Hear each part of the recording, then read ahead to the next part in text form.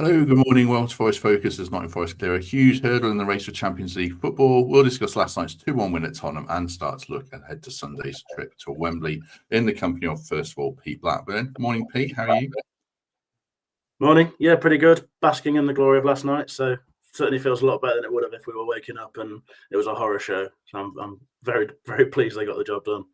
What time did you go to sleep, by the way? I was up dead late, but you were texting me. You were still awake at like 12:30, 1:45, weren't you? Yeah, I was struggling to calm down, a bit of the adrenaline going through. I mean, I don't know what it would have been like if I'd have been playing. It must be horrendous trying to come down from those sort of moments. But yeah, I think I was asleep probably 1 a.m. or something, but and nicely woken up at 6 by the youngster. Excellent. I've got an easy first question there for Kelvin Wilson. Kelvin Wilson, how are you this morning? Yeah, very well, thanks, especially after that result last night. Exactly. So, as Pete said there, we can't get sleep after a midweek game. What are you like if you played in a win like that? Oh, it's a nightmare. Honestly, it's an absolute nightmare. I got a routine, to be fair, after night games. I'd drink about 4 beers when I got home and have a shot of brandy to try and knock me out. That would be my trick to go to sleep. Also, I'd be up. You'd go in training the next day because sometimes you'd have to be in if you've got a game coming up. And the dressing room would be so quiet, or the lads would be knackered because obviously no one's got any sleep because the adrenaline is just running, so you can't shut off. Interesting. The tricks of the trade there. Booze and brandy for footballers. Who'd have thought it? Can't believe it. Kel's got the same evening routine that I've got, but I haven't got the excuse.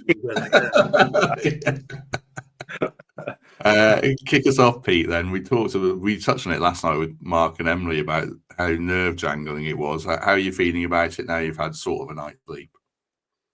Yeah, I mean, just great. Isn't it mad how much difference one game makes at this moment in the season? You know, it just feels like your emotions swing from one extreme to the next. And I tried to be someone who's relatively level and doesn't get too carried away in each of those moments because, even with 5 games left to play or whatever, it's, there's still going to be twists and turns. But it's hard not to, isn't it? And I thought the game was just a sort of a mad microcosm of this brilliant Forest season, I guess. They showed real intent from the off, which I thought was really important because we'd obviously had a couple of poor games, I suppose, although half of that Villa game I thought we were very good. But certainly Everton, it was a real drop-off from where we want to be. And they were ruthless in that first half, just that ridiculous efficiency that you get from this Forest at their best. And then seemingly sort of superhuman backs against the wall, reality-bending goal line clearances and bodies on the line, a few moments of luck that you need along the way, and a fair few saves from Matt Sells as well. But those things are all things that we've seen from this Forest side when they've got results this season. It's a sort of crazy alchemy of our own ruthlessness, and then at the other end just being unbelievably comfortable with scraping around in the dirt to get us over the line. It's pretty amazing stuff to see, and what a huge night as well, because we've had so much pressure from those teams coming behind us. It's starting to feel like really, really high stakes stuff, having gone from a period where it looked like Forest were, had a big old cushion, and now it's a real old scrap. So to do that, having seen what all the other teams have done, I think it's pretty magnificent stuff from the players, even if there's a bit of luck on the way. Morning to everyone who's with us, by the way. I see people around the world. Fraser's in New Zealand. Steve Battlemuch was on the supporters coach and got home at 1:45. So yeah, morning if you are with us, waking up after a little sleep, or it's still evening where you are. I saw quite a few people say, we got battered, we were lucky. Some were Forest fans, some weren't in the comments last night. We fielded a lot of crosses. What did you make of how we went about it? And do you think we were lucky to win or not? No, definitely not lucky to win. Don't get me wrong, you need a little bit of luck. But then you say luck, Matt Sells made some great saves. What are goalkeepers there for? To make saves. So that's not luck. That's just having a good goalkeeper. Toffolo's cleared that one off the line. Again, he's a defender. He's defended it really well. So yeah, you can dress it up as luck, but I just think it was just a good all-round team performance. I thought first half was brilliant. Managed the game well, got the goals. Didn't really look threatened by Tottenham. They looked bang average. We made them look bang average. Second half, I think that's always going to happen, especially away from home. when you're 2-0 up against a team at their own ground, they've got to come. They've got to go for it. They've got their own support. Moaning and booing them off at half time. There's only one way to come out of the second half, and that's go for it. And they did. So yeah, I thought we dealt with it really well. I thought the team performance was great. Again, I go back to the luck thing. It wasn't luck. It was players doing their job at a very, very high level. So did you mind that volume of crosses coming into the box? I think they scored with their 48th cross, which was mad, with the centre-halves head on. Were you comfortable with that? Yeah, with the defenders that you've got, that's what they are. They're very physical, great in the air. So I'm as a Forest fan or a coach at Forest, I'd be confident and comfortable with that. I was pretty baffled by it watching the game, why Tottenham targeted the crossing. I didn't understand it with what Forest good they are at dealing with crosses and the height that they've got in the box, etc. I was a bit surprised that was their game plan, because obviously it was a game plan because you don't put that many crosses in just off the cuff. So I thought, we dealt with it really well. And as a manager, if I was Nuno, I would have been confident with it, especially with Matt Sells as well in goal. But obviously with that volume of crosses, they're gonna. If you put 40 odd, how many did you just say, Matt? 40 odd crosses in. 48 was the one they scored with, yeah. They're going to connect with at least 5 or 6 of them, right? At least, surely. You can't add. No matter how good you are in the air as a defender, you're not going to win every single ball. So, the one did pay off for them, but overall, to concede 1 goal from 48 crosses, I'd take that all day long. We'll break down the game, obviously, with the goals as we go along. Going all the way back to team selection pace, I think we'd all be lying if we weren't a little bit, I don't know what the word would be, concerned, surprised, I don't know. I mean, we weren't surprised because the team leaked before, which is an issue. And I know Forest are looking into it, certainly. I think they're best pleased about it. What did you make of that team selection, bringing Toff in and that midfield pairing is essentially of Dominguez and Danilo? Yeah, I think I'd go with surprised, but probably not concerned. I certainly wasn't what I was expecting. But going back to the live show, I think you asked me there what my team for the Villa game would have been, because obviously Moreno couldn't play, and I said Toff then because I do trust him to come in and give us a good game. He's obviously a steady footballer rather than a sort of dramatically exciting or brilliant one for the level, but he doesn't tend to let us down, does he? So I wasn't desperately worried about it. The central midfield move was pretty interesting, wasn't it? And it was there's a sort of fluidity to it, though. With that, I think you think when Anderson's not in that central area, there's a worry there, because he's been our shining light in that area. He's the one who is actually our best ball winner, which is really not what I expected from him whatsoever. And Pat, he's been that this season. I mean, the statistics tell you that. But he's also the guy who can carry the ball and make things happen as well. You can understand why you'd want him further at the pitch or in that wider role in that system, but you want him in both places, ideally, I guess. And he sort of did do that. I think him and Danilo were relatively fluid, weren't they? And you often saw Danilo peeling out to the sort of left-hand side and being the guy who can try and play the progressive ball. So I wasn't desperately worried. And I don't think I'm being too hindsighty, because I think I did say in our group that before kickoff, I thought, looking at both lineups, I just thought we had enough to hurt them. And theirs isn't a team that desperately scares me. And that's not a amazing thing to say, because look at the season they've had, and I think a fair few of their threats were on the bench. So I wasn't concerned.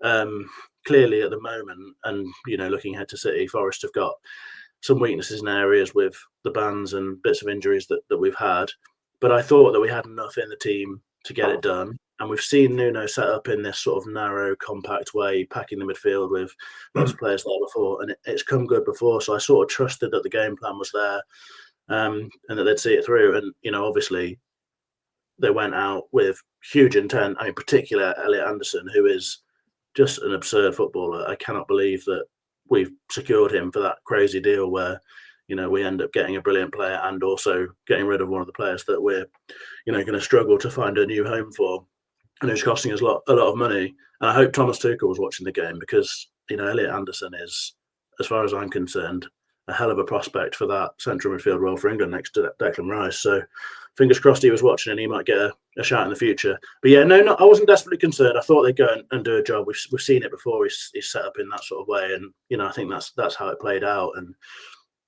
getting a good start just gives Nuno that chance to shift into that different formation and get backs against the wall. It's probably a bit earlier than I would have liked. Gives you a long old time to watch the defending, but still, it's a job they know well and a job that they do well, and they did it again. Does every squad kind of benefit from a Toffolo type, Kelv, who not necessarily plays every week, but you can rely on him, he's good in the dressing room? Have you had that kind of player in your career at Forest or Celtic that you can think of? Yeah, I think every squad has one of them ones, a player that's just a good steady player. He knows he's not going to play every week. I'm not going to lie to you. I completely forgot he was at Forest. I realised that he was still there because I was in Starbucks about 5 weeks ago, and I seen him in Starbucks, and I was like, oh God, he's still at Forest. I completely forgot. So for him to come in and play at that level last night, trust me, it's not easy when you've not played. You can train as much as you want, but it's not the same as match day.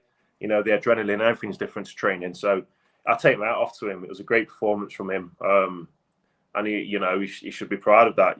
He must be a really good professional, because he's to last 90 minutes and playing that game last night. Yeah, he did great. But yeah, I've played with players where in different positions, really, not always a defender.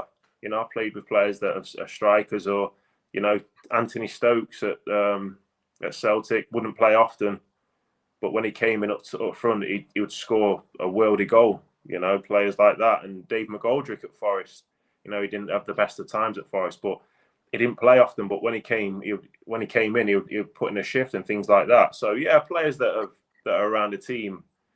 Again, I think that comes down to good man management. Toffolo's obviously, don't get me wrong, he's not going to be happy that he's not playing. He wants to play. But if a manager makes you feel a part of the team, it makes a massive difference. And I think that's the case with Toffolo. That's why he's come in. He's been professional, and he's put in a performance after not playing. It's first start of the season. He's only played 4 games this season. That's his first start. Yeah, it's unbelievable. Let's go off on a quick tangent before we carry on talking about Toffolo. Kelv, we've been discussing Man City's reported interest in Gibbs White, and there was a piece in the Times I saw at the weekend. Is Anderson actually the one that's the best midfielder? Danscape here says that City should be looking at Anderson over Gibbs White to replace De Bruyne. When you see Anderson play, is he actually the class act that's going to go all the way to the very, very top, or could they both do it? What do you think about that? Yeah, they're both going to do it. They're both unbelievable players. That's the thing is with Man City wanting Gibbs White, they don't need an Anderson. They've got Bernardo Silva and they've got Rodri to come back. Don't forget that everyone's forgot about. So they don't really need Anderson. They need a Kevin De Bruyne on number 10. Anderson, yeah, he could probably do a job there, but I don't think that's his best position. Where Gibbs White is a number 10.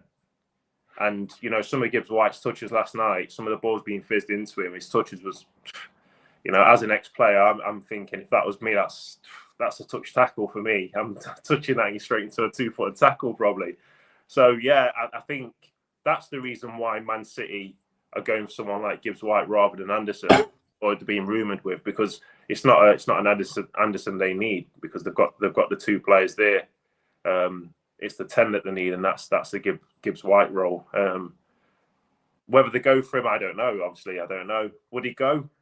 Man City are Man City, let's be honest. But where we are and how loved he is here, that makes a big difference as well. And if the chairman shows great intent to bring players in and to push to stay in Europe every year and to have these kind of seasons, I wouldn't be surprised if Gibbs White turned it down and said, "No, I want to stay here." I wouldn't be really surprised. I wouldn't go, "Wow, we're crazy." Not at all, because then he's got information from upstairs that this club are going to push forward.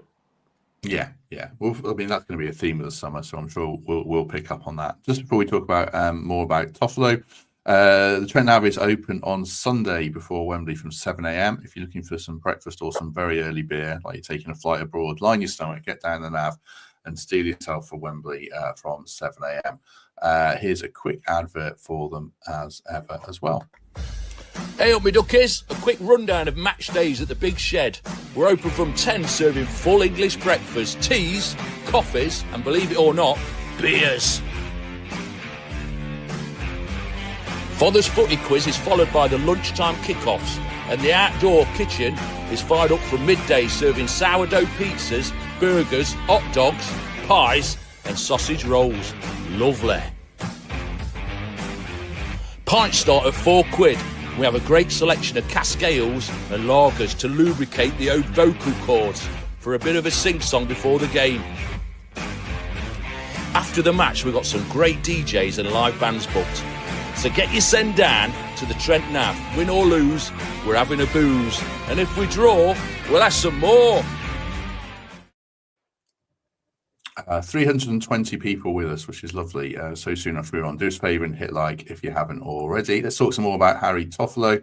I don't know if you're the right person to ask this, Pete. You're a hopeless romantic, and you were won over by this interview last night with Colin that Steve mentioned with Toffolo. G. Cullis, Toffolo's out of contract this summer. I don't think they renew it. Should they renew it, or do you have to put a very cynical head on and say, actually, we probably need to move on? No, I don't do cynical heads.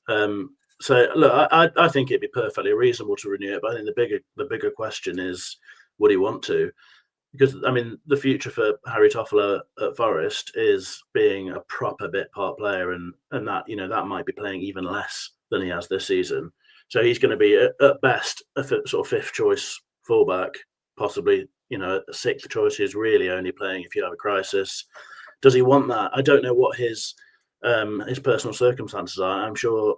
I mean, that interview I thought was fantastic for lots of reasons, but not just because of the sentimental stuff, which I'll go on to, but also because of the way he spoke about being a player who knows he's not going to play an awful lot and just being ready. I mean, he's a perfect team man by the sounds of things. And I guess for me, I don't think giving him a contract would be a problem, because clearly he's not going to be a financial issue. He's not expensive. And I think while Nuno's clearly very interested in having a tight squad, I sort of think maybe a player like Harry Toffolo doesn't really count to that, because I guess what your concern is when you're thinking about having that tight 23 or whatever it is you're worried about those players who are not getting football, how they're going to behave, the sort of alchemy in the squad, the personalities, all that sort of stuff. I mean, I think Harry Toffolo strikes me as someone who's just not going to have any sort of negative impact on that front. But like I say, whether he wants it or not is a different matter. And if he wants to play football, which I guess most players in his situation probably do, then, you know, he's still a player who can perform regularly at, you know, championship level, you'd have thought, and do a really decent job for someone. So that'd be down to him, you know, for me. I mean, I don't want to. It's hard not to sound a bit patronising when you talk about a player like Toff, because clearly he's not playing an awful lot. We know we've got sort of better technical footballers than him, and also I think the impact that he's had has been as significant off the pitch as it has been on it.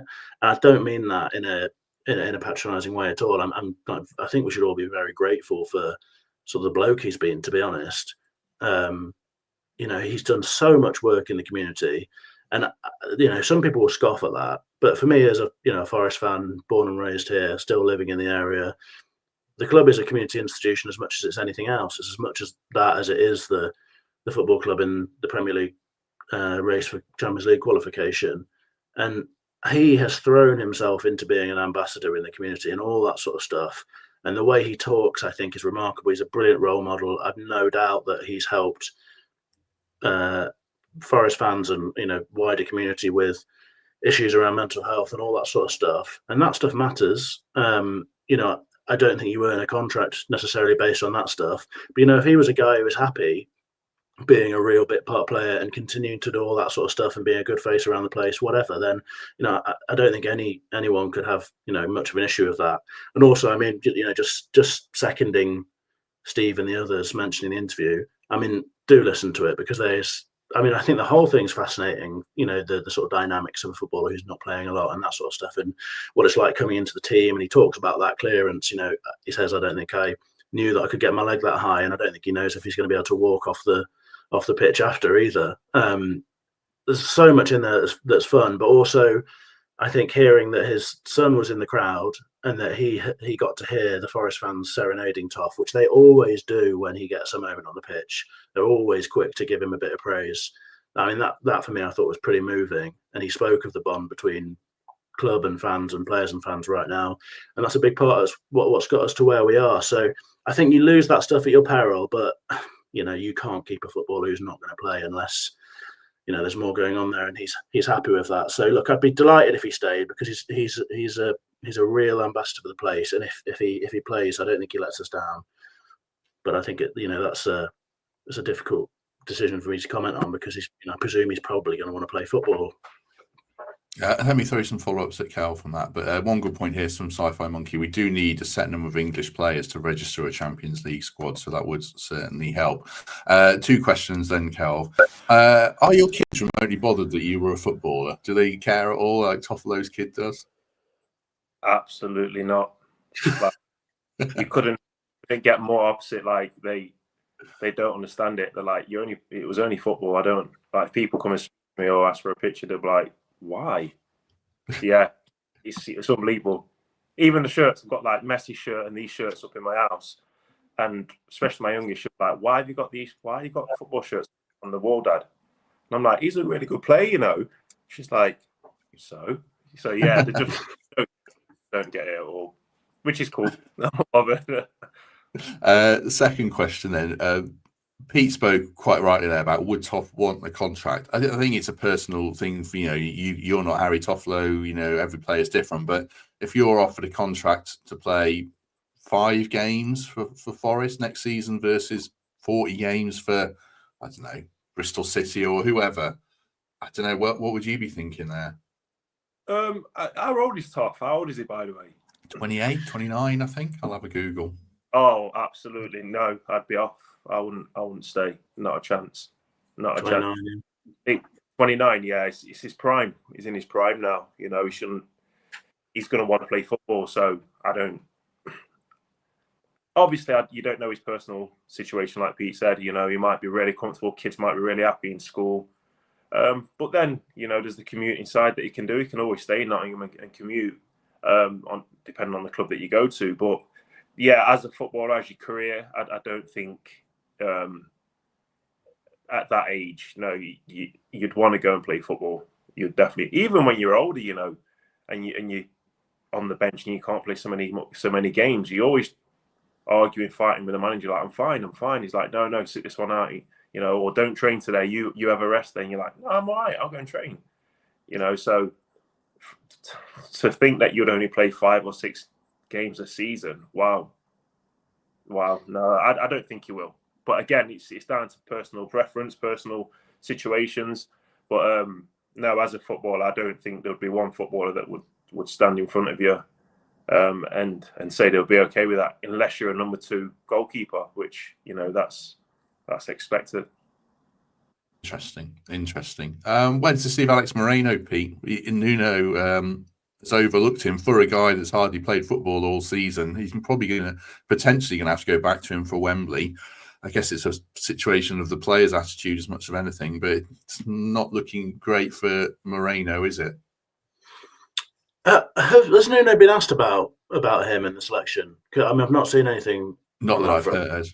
No, I just wonder. Like, I don't want to be hasty rushing into any judgment on it, because who knows what's going on there. I mean, it's easy for us, isn't it, to say, right, he had a bit of a shocker against Everton, but I don't think he stood out on that front personally. I think pretty much the whole team were well off it. So whether we're just drawing a line there, and I don't know whether that's accurate. It may be that he's not at full fitness and Toff was in a better place, but given that Harry Toffolo just hasn't played any football, and he's coming into a big old game, it does seem a bit odd, and it does make you wonder about whether Moreno's trusted to do that job. It's awkward, isn't it? Because I think early on in the season, he obviously had that game against Liverpool, which we've spoken about a lot of times, and he did such a good job against Salah. I think that carried him for quite a while. I think he was spoken of in the sort of light of that a lot. And in those first few months, I thought he was pretty average, really, looking back on it.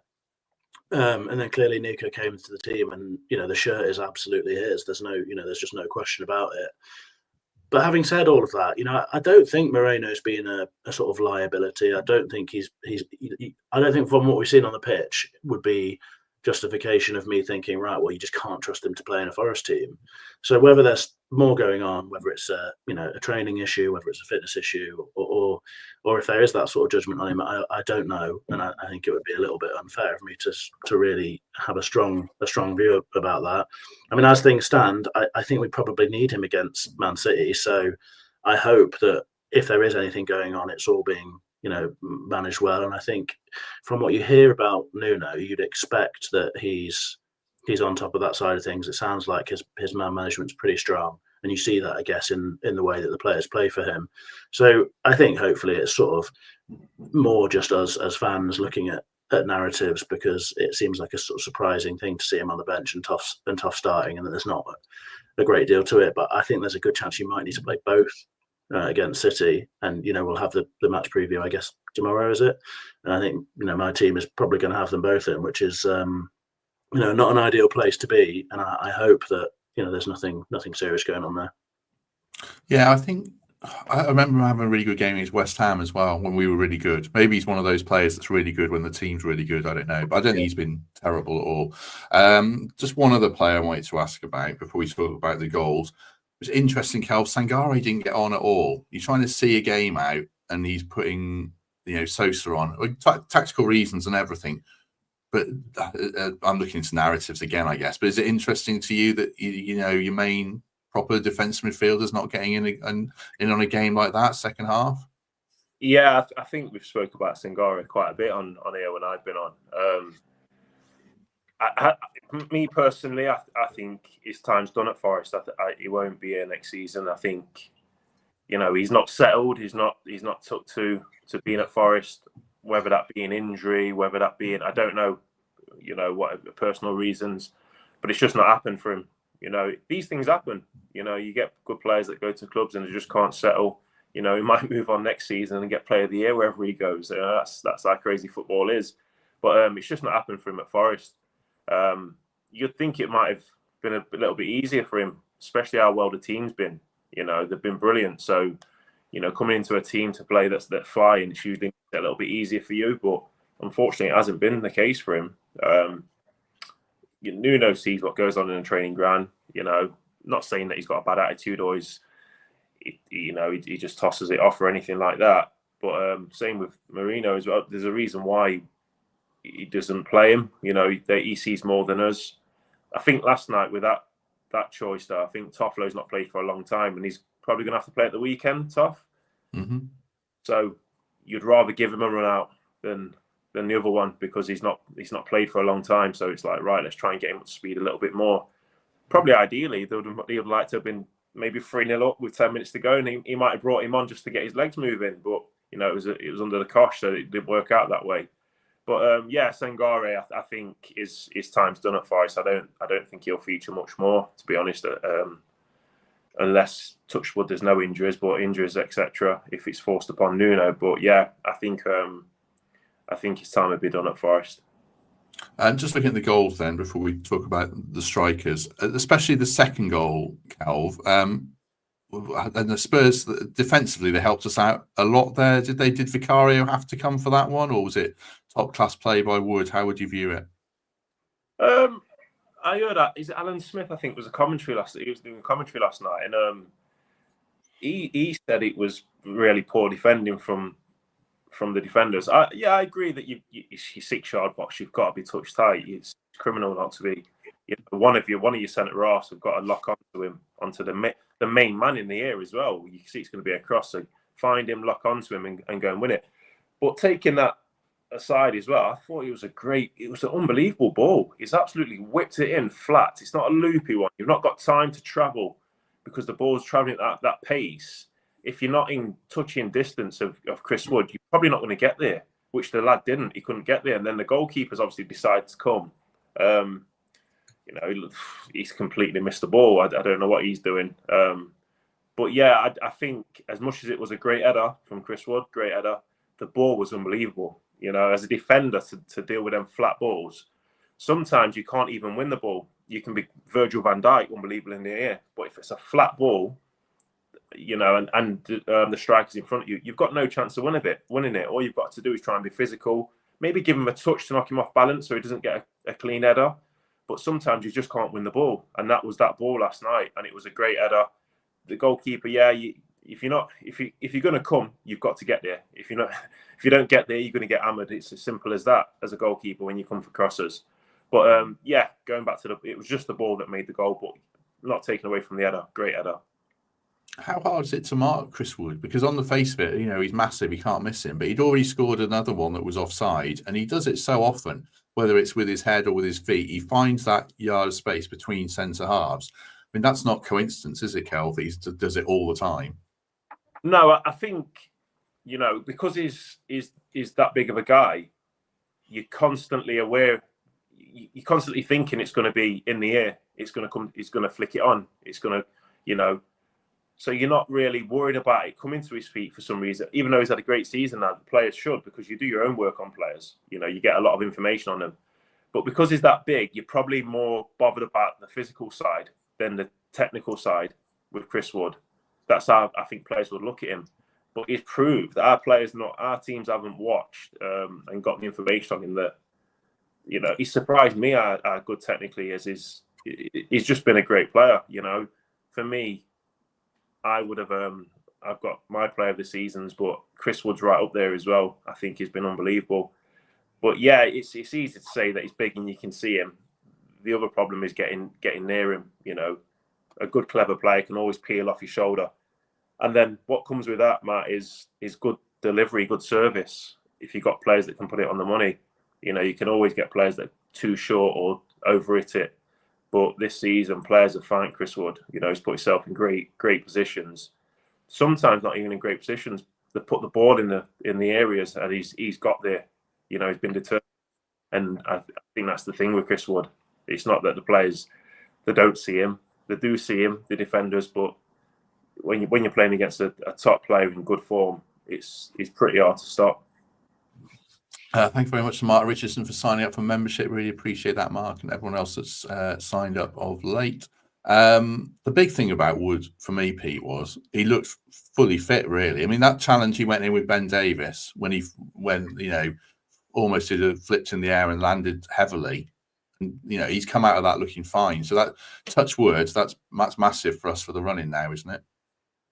I think it's sort of incalculably large, to be honest, having him back and looking like the Chris Wood who's scored those goals. There's 19 goals this season. It makes an enormous difference, doesn't it? I mean, it's just so hard to reflect on and quantify, really, because, like you say, he sort of quite often he doesn't really seem to do that much, but he's obviously just got a remarkable instinct. And he's always looking for it, isn't he? He's always drifting, just trying to find a tiny little pocket of space. And I think if you're a defender who, I mean, look, there's a huge amount of context and an awful lot of explanations that go into the reasons why a team like Spurs are struggling at the moment. But I think one part of it, for me, aside from confidence, all the other stories, is that you look at the two sides, and on one side you've got a defence that will do anything to stop the goals going in. They are desperate. They're fighting for it every moment, whether it needs to be horrible and ugly, whatever it needs to be. I just don't think you see that in that Spurs side.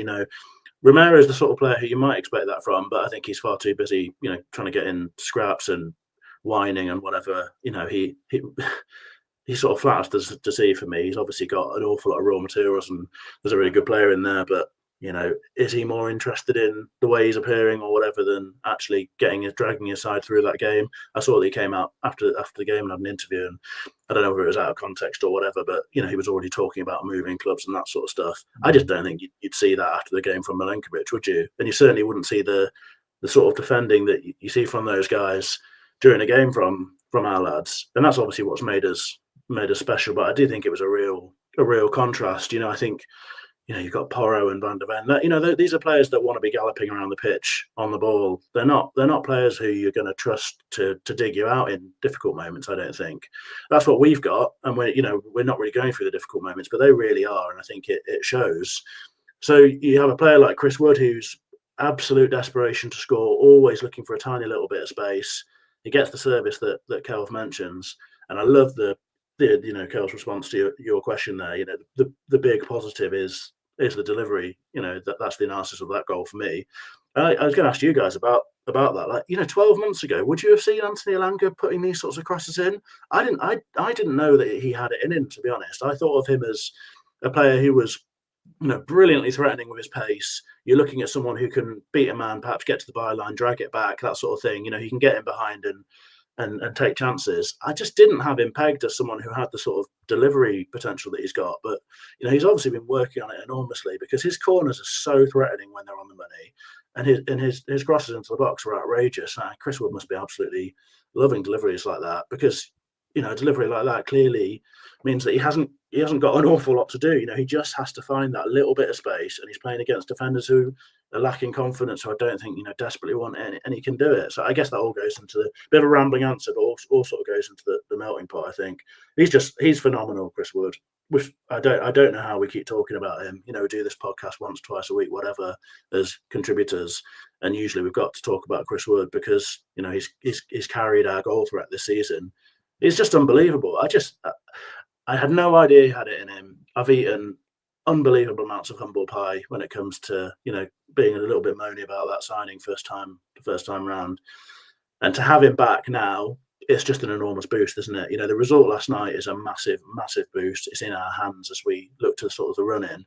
But to have Chris Wood there, you've always got a goal threat. There's a bloke out there. I think sorry, I'm rambling again, but I watched it with my wife last night, and she doesn't really watch the football very often. But when they went off at half time, she looked at Chris Wood and she was like, "Why is he so miserable?" He's got that Chris Wood's stony face, never really shows any emotion. They're going in 2-0 at half time, and I was just like, he is just pure game, isn't he? He's just totally on it all the time. And what a pleasure to have a player like him leading the line and knowing that you've always got a chance, because we don't create much, but we only need to create a little bit for him to give us a moment. Sorry, long answer, very long answer. I thought when I'm not even sure if it was an answer either, to be honest. Was it an answer? Not really. I thought when Elanga signed, he was a bit of a volume merchant. Like he'd beat a fullback 10 times and put 2 good crosses in or something like that. So no, fair play to him. I mean, just give us a word on Elanga, Kelvin. Also, is Pete right about that Spurs defence? So you've been there where, I don't know, whether the desire to go that extra yard's not there or what. I don't know. Is that fair or not? Oh, 1,000,000% it's fair. I think defending now is completely different. Players don't want to defend. Defenders don't want to defend. It's crazy. They want to be on the ball more. They want to play. Yes, football has moved forward, and your centre halves have to be able to pass the ball out and play. Yeah, that's great. But first and foremost, you're a defender. Gone are the days of John Terry and Vidic. These players, Sol Campbell, Martin Keown's, Tony Adams, that will put the head in front of a boot and take it in the chin. There's not a chance. I'd probably say there's an handful of centre halves that will take that in the Premier League. I tell you that. And Tottenham are a prime example. The guy, I can't remember his name, Pete. You've just mentioned him. The Tottenham centre half. Romero. Yeah, he's just. He frustrates me watching him. He just wants to be the hard man. Wants to, he's cowardly at times. He's 10 minutes late on half his tackles. Anyone can do that. Going into a strong 50-50, that makes you, he's a tough player. Not knowing that you're going to win it 90-10. You know what I mean? That's not being brave. So yeah, I don't think there's many defenders nowadays that are aggressive to go in at the back of Chris Wood's head. So he's going to be wary of the next one. There's not many of that. I can remember when I first started playing, managers used to tell me, first one, head the back of his head, and he'll be again. I didn't want to do it, and you think, is he being serious? And they'd be like, just give him one on the back of his head, or you eat elbow, and he won't want it again. So them days have gone, So yeah, I agree with Pete on that. Elanga, yeah, I think I've been on here before and said, Matt, that I think we spoke before on here saying that his end product want the best. Sometimes, bit of a speedboat with no driver sometimes. We've said, I've said that, but yeah, listen, what he's done, and this is what confidence does for footballers. Honestly, it's the talent's there. If you make it as a professional footballer, you've got talent. You can pass the ball, you can control it, you can do all the simple things really good. That's why you're ahead of everyone else. Confidence is the biggest thing. It's the biggest thing in football. I played with players, unbelievable in training, absolutely unbelievable in training, but bring it to match day in front of a big crowd, the confidence goes. So once they've got the confidence, and Alanga's got the confidence, and he's showing what, he's the best winger in the league for me. He's a goal threat all the time. So yeah, he's made me a lot of humble pie as well, Alanga, to be fair. And I'm glad he has, because he's been brilliant, yeah. And I think he's a credit to himself and a credit to the club. And again, it comes from managers. Managers give players confidence. Your own performance does, don't get me wrong, but there's nothing more satisfying than a manager telling you how good you are, especially after a game, saying you was the difference. And again, it's down to my management, and that once you've got that and you get the confidence, you fly, and you're literally ticking off games thinking, yeah, I want the next one to come now. Not the other way around, where you're in bad form thinking, oh no, we've got a game against them, off. Hope I have a good game. It just comes naturally. Yeah, I tell you what, Matt, you were obviously delighted when you got Kelvin to come on this podcast. Proper Forest player, someone who's done it at the highest level. But he didn't think you were going to get the way with words that he's got. We've had Jota, the burst balloon. Now we've got burst balloon took off, Kelv. By the way, that's really big time. That's it. And we got the speedboat without a driver. I mean, this guy, he should be doing punditry at the highest level. He should. They should. Him and Lewis. Not that this isn't the highest level. Obviously, this is a peak, a pinnacle. No, exactly.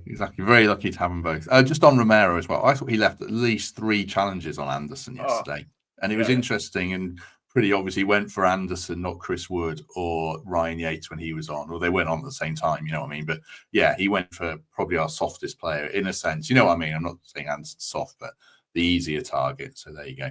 We'll talk about how we're feeling about the Champions League race in a couple of seconds.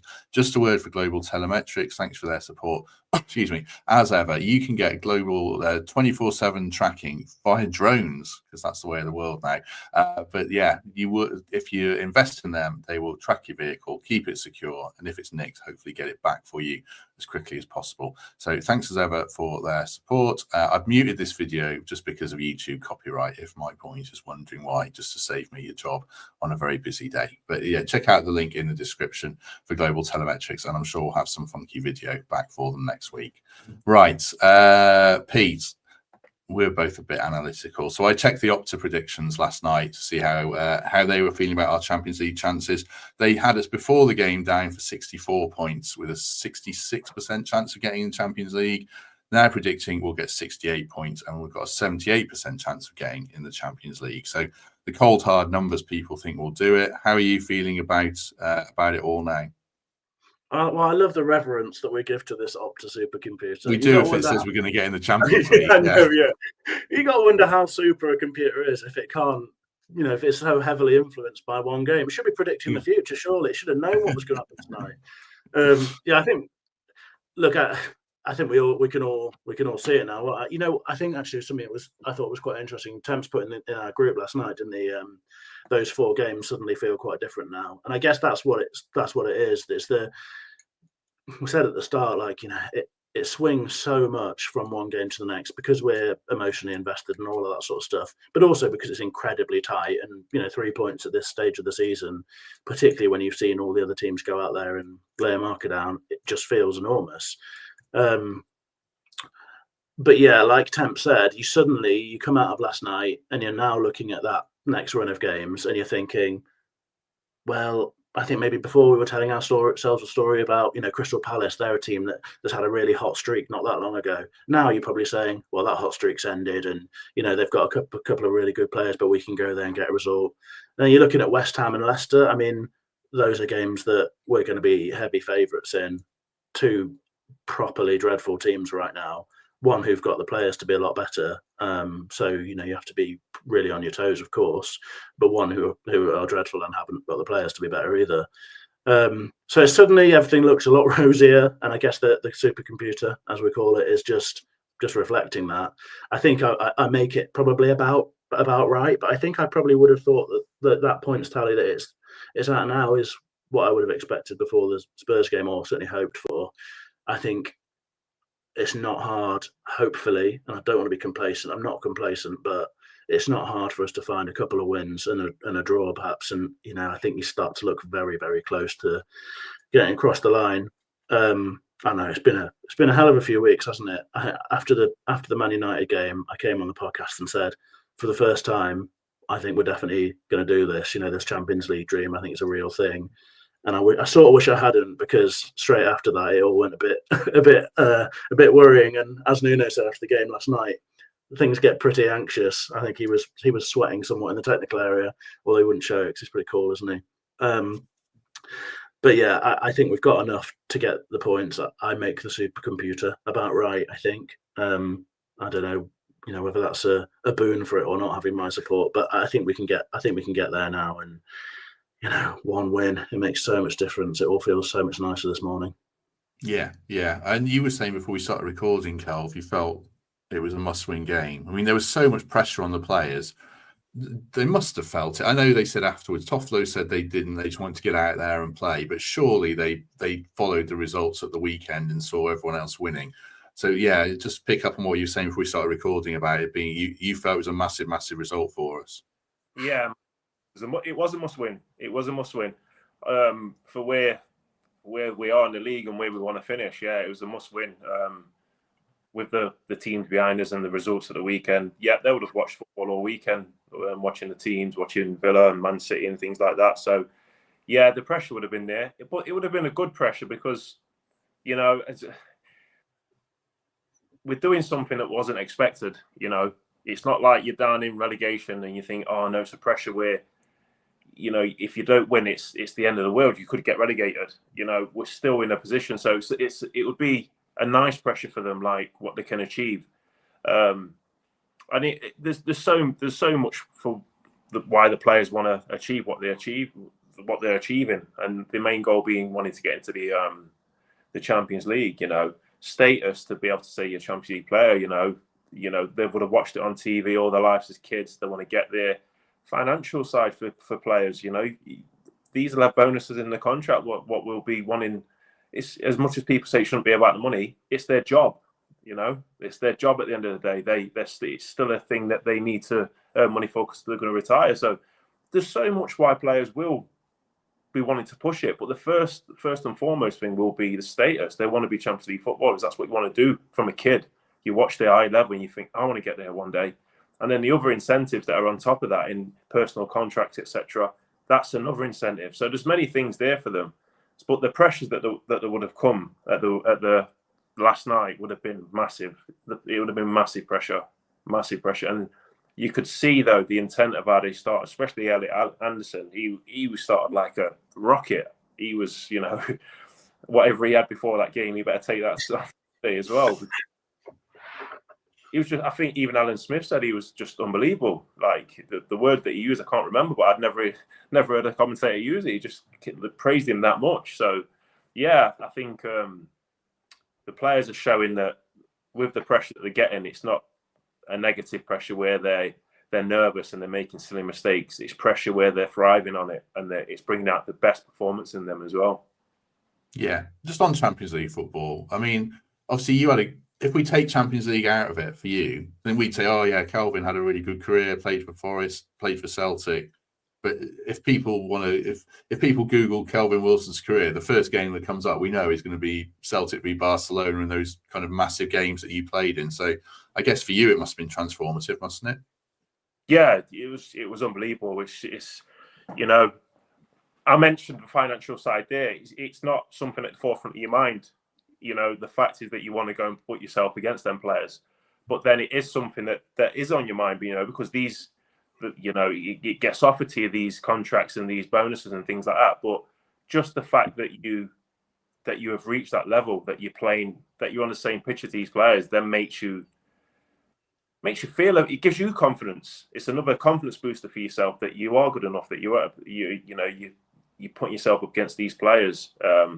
And it was a number of times, like you said just then, mate. It's the Barcelona one that I constantly get asked about, which is fine and rightly so, because they were probably the best club team ever, or one of them, that team that we played and beat. But there was a number of teams that we played against that you know, you pinch yourself. I pinch myself. I was like, wow, I'm standing in a tunnel next to, you know, Kaká at Real Madrid, at Etu, Inter Milan, you know, Anelka at Juventus. So yeah, it's the status. It just makes you feel a better player, and it picks you up, and it makes you go to that next level, and it makes you want to stay there. Let me just ask one more thing. We're recording our Wembley preview in 5 minutes, so Temps and Paul might have to wait in the studio if they're listening to this. But I wanted to ask Kelv about, and it follows on from that actually, about Man City at Wembley. I still think we're the underdogs, especially with no Nico, no Ryan Yates, maybe no Ola. If we're the underdogs and we're going about plotting that big win in a one-off game, how do we go about it, Kelv? I think definitely are the underdogs. You know, I think Man City, they have to win something. That's the only thing they can win this season. You know, they have to win something with obviously the team they are, the experience that they've got in these situations. You know, you say that it's just the game. You know, we've played Man City loads of times, but it's a difference. You know, you're playing for something. I know you're playing for 3 points on a Saturday, but this is for a cup. They've been there. You know, they've done it many a years. So the experience that they've got just to manage that game and know when to go for it, when to sit off, and things like that. As Forest, I think it's pretty much how they've been all season. I think it's going to be a very low block, very tight, and like hit them on the counter attack. They'll be analysing Man City over the season, probably mainly over their last 5 or 6 games. They were doing videos all week on certain ways to get in behind them, their weak parts, their strengths. So yeah, they'll be doing all that kind of homework. But I think the way you beat them games is you win them games. Sorry, is that players turn up on a day. The amount of teams that you've seen lose cup finals or semi-finals like this one is because you'll see captains or managers say, we just didn't turn up, we didn't show, we froze, you know, and that's the thing. Right? I think that's the main thing. If your players turn up, if you turn up on the day, you know, I've played in cup finals, I've played in semi-finals, and we've lost a semi-final to win the treble at Celtic. We lost to Dundee United, and we just didn't turn up. We was a better side than them. We battered them twice in the league, and we was top of the league. We'd won the league by then, but they beat us 3-1 in the cup final, and just because we didn't turn up on that day. So I think you need every player to turn up. You know, take the moment in, enjoy it, but know that, you know, it's business as usual when you get on that pitch and you've got to turn up. You can't carry any players in a cup game. What does didn't turn up mean? Is that a nerves thing? Is it? Yeah, maybe complacency in that instance. I don't know, but what is that didn't turn up? Yeah, I don't think it'll be complacency because of who they're playing against. They know that they're a team. I think turning up is your emotions, keeping your emotions in check. You know, not getting overwhelmed by it. You know, not trying too hard. Just because it's a cup game, it's like you don't change your game because look where you're on the league. You're there for a reason, so you keep it as simple as you've been doing that. So that's turning up. Just checking your emotions and keeping them in line. You know, don't think you have to be the hero to win the game on your own. Your team's got you where you are. So yeah, it's turning up in that sense. And in Man City's sense, obviously not now because Forest are flying, but for the opposite side, I'm more putting a view on Celtics that we just turned up thinking we were probably just going to win the game because we battered them twice, and we didn't turn up for it. So yeah, there's two sides of it, but I think with Forest it'll just be more, you know, check your emotions and stay calm, and don't change just because it's a semi-final. Don't think that we need one player to be a match winner. It's a team thing, so don't go and just keep your emotions in check. Don't go and do anything silly. Excellent stuff. Thanks very much for that. Do us a favour if you haven't already. 450 people with us. Do us a favour and hit like, and do consider subscribing or membership or Patreon, or just give us a 5-star review. Great to have so many people with us today, by the way, at this time. Pretty early recording, so I appreciate that. Pete, any final words? Any final thoughts before we go and talk about the Man City game in another recording in a minute? I'm knackered. Just a couple of quick things. I guess I don't want to sound like I'm leading a sort of meditation session or something, but I think it's worth taking a breather at this moment just to think 33 games in, 60 points on the board. Everything that's been going on, we've been in this race, for months and months. We've had our hands on Champions League qualification, but it's worth just remembering this is properly still in our hands. We have the power to write the sort of the end to this script, and that is just phenomenal. Imagine being in this position when we started the season. I know we've said that so many times, but definitely worth, given everything we're going to go through this week. Another brilliant day in Forest history that we've been so lucky to have so many of them recently. Well, what an achievement from this team to be 5 games out ahead of all of those teams with their vast resources. Teams like Villa who go out in January and add 500 grand a week to the wage bill or whatever.